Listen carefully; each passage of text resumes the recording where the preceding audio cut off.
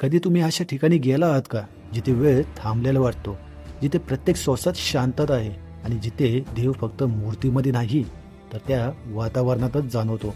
आज आपण जात आहोत अशाच एका जागी जिथे निसर्ग, इतिहास आणि श्रद्धा एकत्र येऊन तयार करतात एक अद्भुत अनुभव. हे आहे सोमेश्वर मंदिर.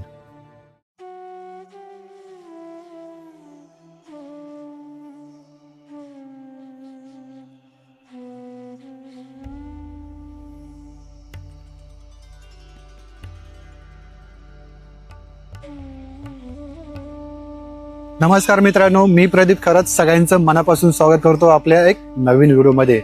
आज आपण आलो आहोत पाषाण परिसरामधील एक सुंदर आणि भव्य मंदिरामध्ये, जे आहे सोमेश्वर मंदिर. हे सोमेश्वर मंदिर नाव का पडलं आणि याच्या मागचा इतिहास काय आहे हे आपण या व्हिडिओमध्ये जाणून घेणार आहोत.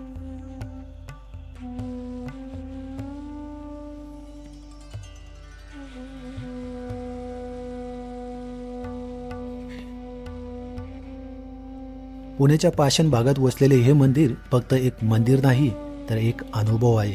इथे आल्यावर पहिली गोष्ट जाणवते ती म्हणजे शांतता. शहराच्या गोंगाटापासून दूर इथे प्रत्येक क्षण शांत आणि समाधान देणारा आहे.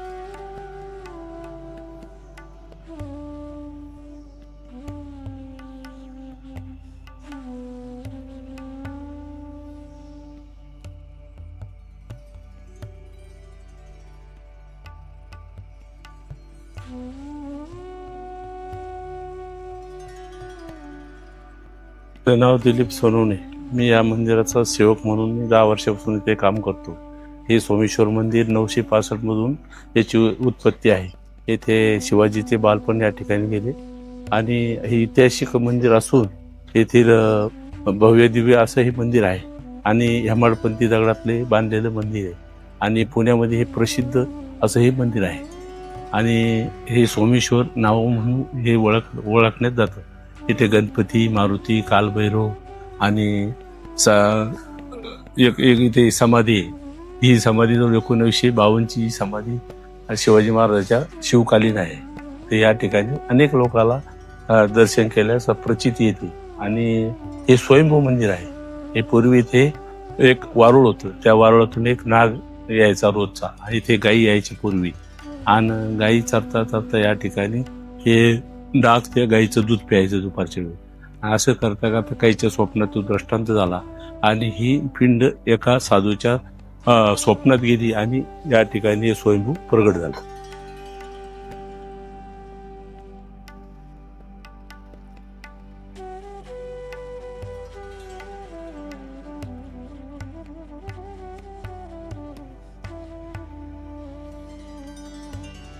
सोमेश्वर मंदिराचा इतिहास खूप जुना असून हे मंदिर सुमारे 700 ते 800 वर्षापूर्वीचं असल्याचं मानलं जातं.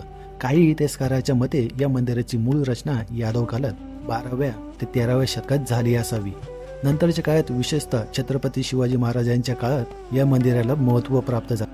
असं सांगितलं जातं की शिवाजी महाराज यांनी या परिसराला भेट दिली होती आणि मंदिराच्या जतनासाठी मदत केली होती. पुढे पेशवे काळात 18व्या शतकात या मंदिराचा विस्तार आणि दुरुस्ती करण्यात आली. पुण्यातील अनेक मंदिरासारख्या सोमेश्वर मंदिरही पेशव्याच्या आश्रयाखाली विकसित झालं.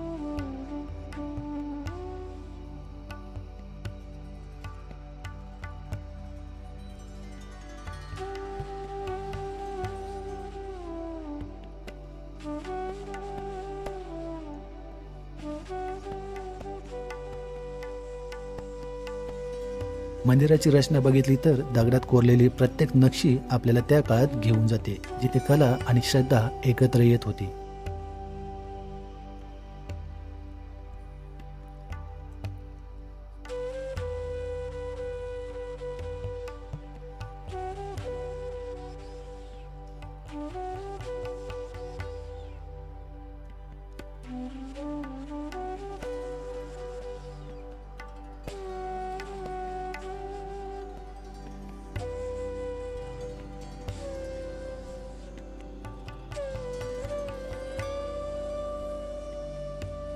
सोमेश्वर या नावाचा अर्थ आहे चंद्राचा देव. भगवान शिवाच्या अनेक रूपापैकी एक रूप म्हणजे सोमेश्वर. सोम म्हणजे चंद्र, ईश्वर म्हणजे देव. म्हणून हे मंदिर भगवान शिवाच्या सोमेश्वर रूपाला समर्पित आहे.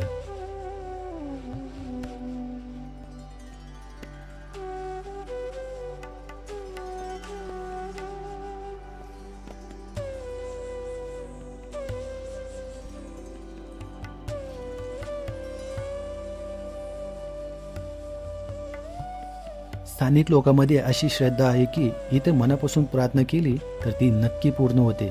काही लोक सांगतात की इथे ध्यान केल्यावर एक वेगळीच ऊर्जा जाणवते.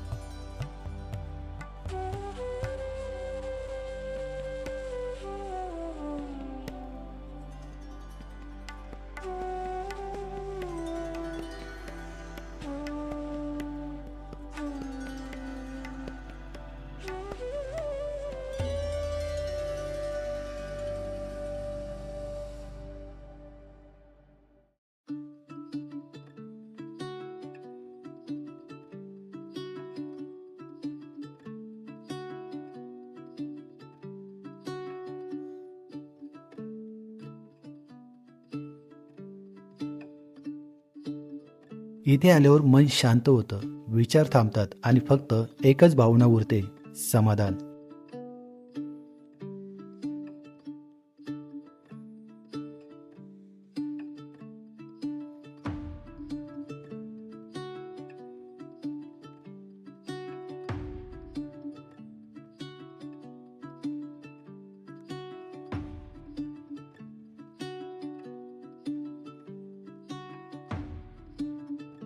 सोमेश्वर मंदिर हे फक्त एक ठिकाण नाही तर एक अनुभव आहे. इथं येऊन कळतं की खरी शांती बाहेर नाही तर आपल्या आत आहे. जर तुम्हाला आयुष्यात कधी शांतता हवी असेल तर एकदा इथं नक्की या, कारण काही ठिकाणं अशी असतात जी फक्त पाहण्यासाठी नसतात तर ती जाणवण्यासाठी असतात.